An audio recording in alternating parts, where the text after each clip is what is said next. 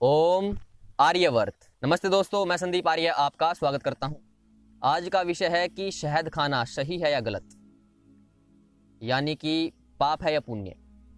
जैसे अंडे के ऊपर होता ना, शाकाहारी है या मांसाहारी है, और गाय भैंस का दूध बछड़े के लिए होता है, मानव क्यों पीता है। तो इस तरह से एक तीसरा और टॉपिक होता है ना, शहद खाना सही है या गलत, क्योंकि मधुमक्खी तो अपने बच्चों के लिए शहद बनाती है, तुम क्यों खाते हो भाई। तो इस तरह से कि शहद खाना गलत है या सही। वैसे मैंने अंडे के ऊपर और दूध के ऊपर वीडियो बना रखी है, जो लिंक है वो डिस्क्रिप्शन में देख लीजिएगा। तो अब आता है कि मधुमक्खी का जो शहद होता है उसको खाना सही है या गलत। तो शुरू करते हैं।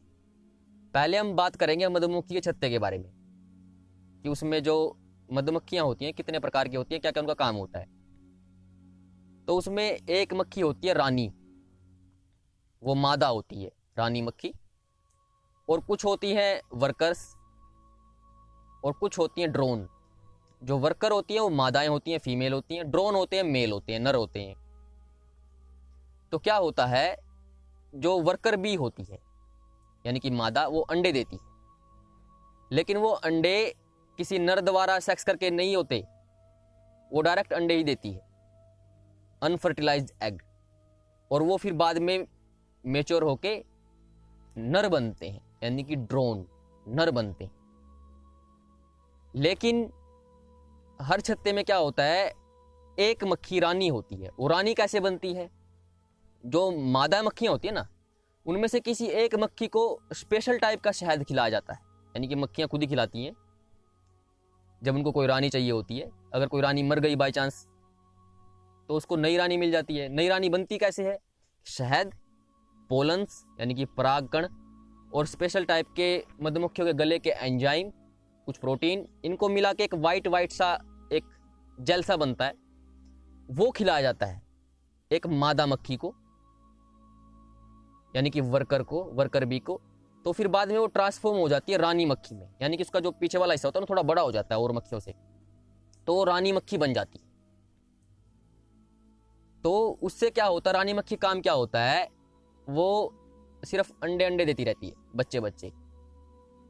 लेकिन ये रानी मक्खी क्या करती है, वैसे तो अंडे तो वो भी दे रही थी जब वो पहले, मतलब कि कॉमन वर्कर भी थी, पहले भी वो अंडे दे रही थी, लेकिन वो सिर्फ नर पैदा कर रही थी।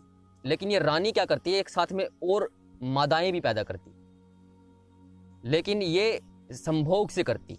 जो नर ड्रोन होते हैं ना, उनसे संभोग होता है, तो मादाएं भी पैदा होती हैं, वर्कर भी, और जो अनफर्टिलाइज एग होते हैं इसके भी, अनफर्टिलाइज से भी नर पैदा होते हैं। तो इस तरह से पूरा चक्कर चलता है। ये आप बायोलॉजी क्लास में पढ़ सकते हो, आराम से समझ में आ जाएगा आपको। तो इस तरह से उनका पूरा काम चलता है। तो जब नए अंडे आते हैं, तो वो जो छत्ते के अंदर जो छोटे छोटे छेद होते हैं हेक्सागोनल, उनके अंदर अंडे होते हैं, उनमें शहद होता है। उसको फीड करके वो फिर ग्रोथ करते हैं, और फिर चलता रहता है उनका चक्कर लाइफ का, पैदा होना, मरना, रस चूसना, शहद बनाना। तो अब शहद बनता कैसे है, कि जो मादा मक्खी होती है, शहद ना तो नर बनाते ना वो रानी। रानी तो एक या क्या बनाएगी, वो तो उसमें छत्ते में रहती है, अंडे देती रहती है। तो जो वर्कर बी होती हैं वो उड़ती हैं इधर उधर, फूलों से पराग यानी कि नेक्टर, रस चूसती हैं उसका। तो उनके गले में जो ग्लैंड्स होती हैं, उनसे स्पेशल टाइप के एंजाइम मिलते हैं, और फिर वो उसको लेके उड़ती हैं। और कई बार तो छत्ते में बैठ के भी वो पूरा भरभराट होता है ना, ऐसे उससे करते उससे वो पूरा मिक्स हो जाता है। तो उसको फिर क्या करती हैं, वो थूक देती है। ये टट्टी नहीं होती, उल्टी होती है उनकी, यानी कि मधुमक्खियों की, वर्कर बीज की। तो फिर क्या होता है, उसमें वो थूक देती हैं, यानी कि उल्टी कर देती हैं। या फिर कई बार ऐसा होता है कि उसमें ज़्यादा अगर वाटर कंटेंट ज़्यादा है, तो मधुमक्खियाँ एक दूसरे को सप्लाई कर देती हैं, कि अपने मुंह की जो हनी बनेगा वो दूसरी मधुमक्खी के मुंह में छोड़ दिया, उसके अंदर वो भी फिर ऐसे ही करती है। ऐसे जब तक उसका वाटर कंटेंट 15-20 पे नहीं आता, तब तक वो ऐसे ही करती रहती हैं, और फिर उसको बाद में उसमें डाल देती हैं छत्ते में। फिर आगे काम क्या करता है, फिर सनलाइट कर देती है, उसमें से और ज़्यादा वाटर इवेपोरेट हो जाता है, तो नीचे फिर वो मैश बचता है, शहद, शहद प्लस वैक्स, पूरा उनका मिक्स सा होता है। तो फिर क्या होता है, उसमें जो अंडे दिए गए हैं उनका फीड होता है उस शहद द्वारा। तो वो शहद खा के ड्रोन्स और वर्कर बनेंगे। अगर किसी को मादा बनाना है तो उसको स्पेशल रॉयल जेली खिला देते हैं, कि वो फिर थोड़ी और बड़ी हो जाती है। ये एक मेटामॉर्फोसिस प्रोसेस है, वो आप बायोलॉजी क्लास में समझ लोगे, कोई जो बड़ा इशू नहीं है। फिर क्या होता है कि जो छत्ता होता है ना, उस सारे छत्ते में अंडे नहीं होते।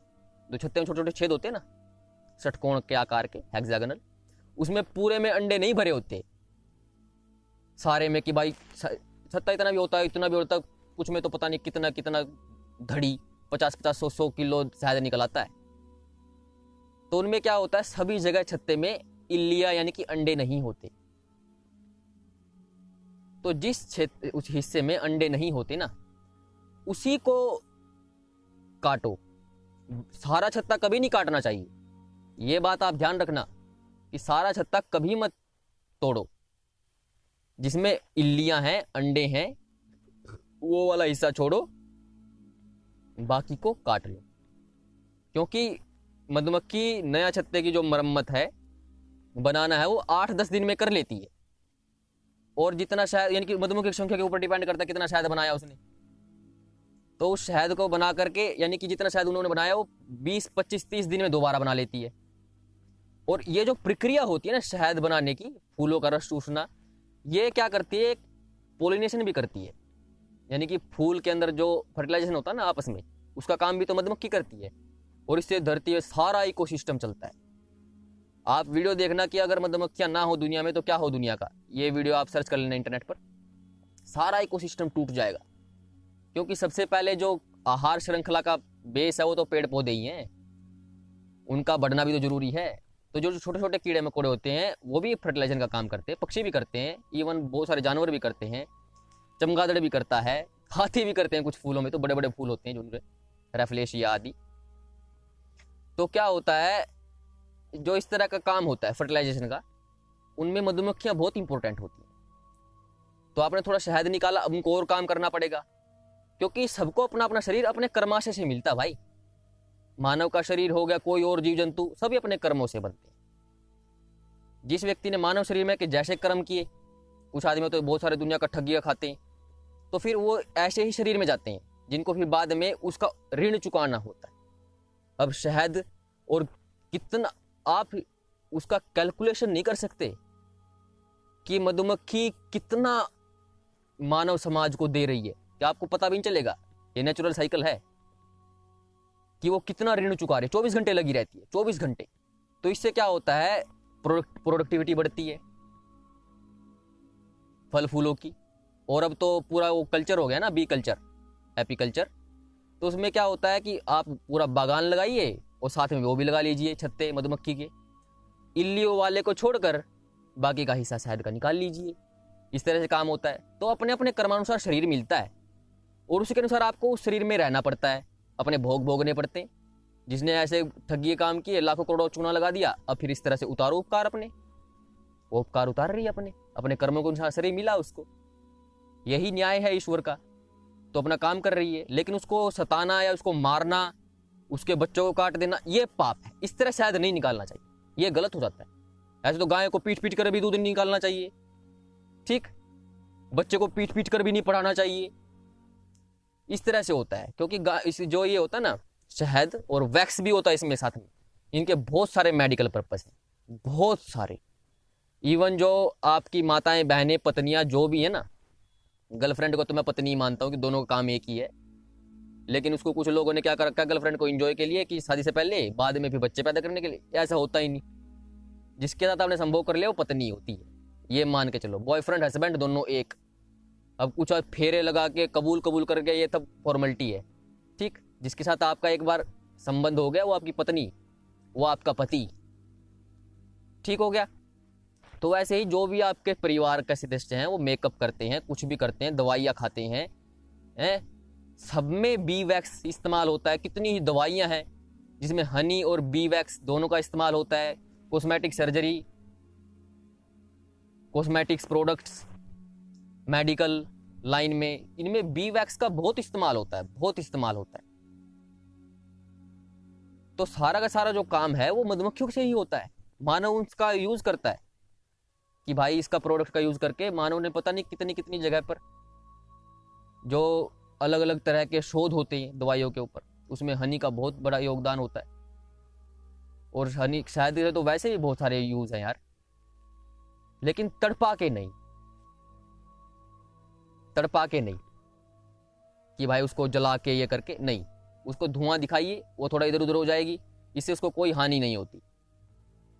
ठीक, क्योंकि मधुमक्खियों में टेम्परेचर सहन करने की मानव से ज्यादा क्षमता होती है। तो उसके बाद क्या होता है, आप उस छत्ते को काटिए और ले लीजिए उसका जो भी आपको लेना, हनी बी वैक्स जो भी है। तो फिर आपको मरम्मत वो 8-10 दिन में कर लेगी, मैक्सिमम 20 दिन में। इससे इकोसिस्टम का भी काम होता है, और जो उसको शरीर मिला भोग भोगने के लिए, वो उसका सही से भोग भी भोगती है। तो उस भोग में तो वो कंटिन्यू बनाती रहेगी छत्ते, वो रुकती नहीं है, वो बनाती रहती है। उसका काम नहीं है कि वो बैठ के कभी भाई क्या तो संडे है रात तो भाई कपिल शर्मा देखेंगे, नहीं, वो कंटिन्यू अपने काम में लगी रहती है। उस काम से आपको अगर फायदा हो रहा है तो लीजिए, कोई दिक्कत नहीं है, आप उसको मार थोड़ी ना रहे हो, नहीं, अपने यूज का उसका छत्ता लीजिए, अपना निकाल लीजिए, वो कोई पाप नहीं है।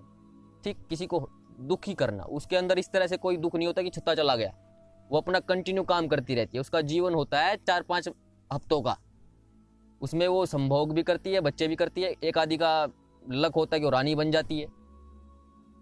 अगर उस छत्ते की रानी नहीं मर गई है तो पहले वाली, तो अपना पूरा पूरा वर्कर भी काम करती रहती है, छत्ते कंटिन्यू निर्माण करती रहती है, बनाती रहती है, शहद इकट्ठा करती रहती है, अंडे देती रहती है, बस ये उसका सर्कल होता है। उस सर्कल में से अगर आप बीच में थोड़ा शहद ले लो उससे बिना हर्ट किए ज्यादा, तो ये पाप नहीं होता।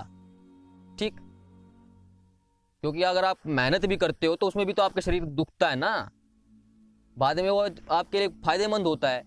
ऐसे तो फिर थोड़ा सा भी कष्ट देना भी तो अपने आप को भी पाप हो जाएगा। सभी जीवों को एक सिरे से सभी का एक कार्य है, मानव शरीर कर्म योनि है और सारी भोग योनियां हैं। तो ये पूरा चक्कर ऐसे चलता रहता है। हाँ, जीव हत्या गलत है, अदरवाइज आप शहद ले सकते हो, उसमें कोई गलती नहीं है, आप उसका उपयोग कीजिए अलग अलग चीजों में। तो ये मैं तो नहीं मानता ये गलत होता है। बाकी आप जो मानवता होती है ना, वो यही होती है कि किसी चीज का यथा योग्य उपयोग करना बिना किसी को हर्ट किए। मधुमक्खी को हर्ट मत कीजिए, एक्स्ट्रा शहद ले लीजिए, वो फिर अपना निर्माण कर लेगी, उसका काम ही यही है, उसका भोग वाला शरीर है, वो भोग वाला शरीर है उसका। ठीक, लेकिन मानव शरीर क्या है, ये कर्म वाला है। तो कर्मों में आपको हिंसित कर्म नहीं करने कि किसी को मारा जाए या उसको पकड़ कर ऐसे बीच बीच के तड़पाओ, नहीं, थोड़ा धुआं दिखाओ, भाग जाएगी, शहद निकालो, दोबारा निर्माण कर लेगी 8-10 दिन में। उसका काम ही वही है भाई, उसका भोग ही वही है, उसका काम ही वही है। तो जी नमस्ते, ओम।